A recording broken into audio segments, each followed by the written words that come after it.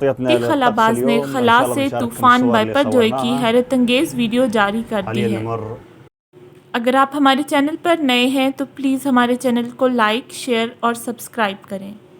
داستان گو میں آج ہم آپ کو بتائیں گے سلطان النیادی نے لوگوں سے طوفان کے دوران محفوظ رہنے کی اپیل کی ہے۔ پاکستان اور بھارت واحد ملک نہیں جو اس وقت سمندری طوفان بائپر جوئے پر بات کر رہے ہیں۔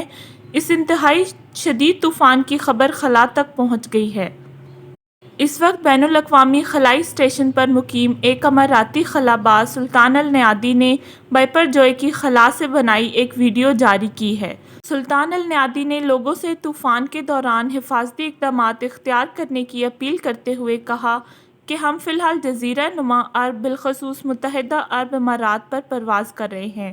ہم فی الحال طوفان یا طوفان کی آنکھ مرکز کی تصاویر لینے کی کوشش کر رہے ہیں۔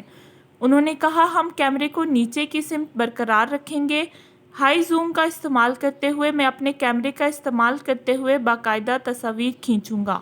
انہوں نے دعویٰ کیا کہ ISS موسم کی نگرانی میں زمین پر ماہرین کی مدد کر سکتی ہے۔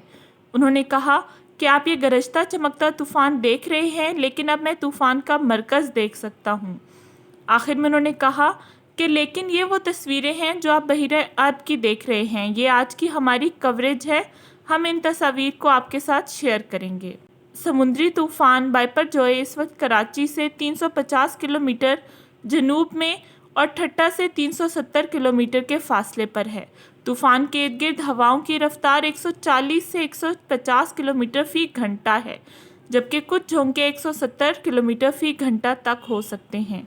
طوفان کے باعث سمندر میں 30 فٹ سے زیادہ اونچی لہریں اٹھ رہی ہیں۔